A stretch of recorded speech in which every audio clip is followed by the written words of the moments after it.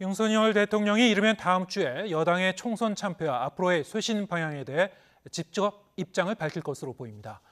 국정쇄신의 방향으로는 소통을 강조할 전망입니다. 권남기 기자의 보도입니다. 윤석열 대통령은 총선 직후 이관섭 비서실장을 통해 국민의 뜻을 받들어 국정을 쇄신하겠다는 메시지를 내놨습니다. 총선에서 나타난 국민의 뜻을 겸허히 받들어 국정을 쇄신하고 경제와 민생 안정을 위해 최선을 다하겠습니다. 이런 말씀을 주셨습니다. 윤 대통령은 이에 더해 쇄신과 향후 국정 운영 계획을 직접 설명하는 방안을 검토하고 있는 것으로 전해졌습니다. 국무회의 발언이나 대국민 담화 등 다양한 형식이 거론되고 있는데 내용은 무엇보다 소통과 민심 청취를 강조할 것으로 보입니다.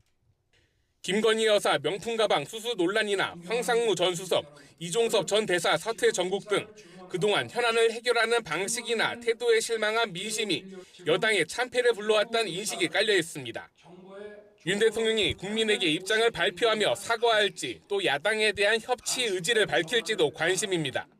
다만 대통령실은 총선 결과가 그동안 추진했던 윤석열 정부 정책 방향에 대한 반대는 아니라고 판단한 것으로 알려졌습니다.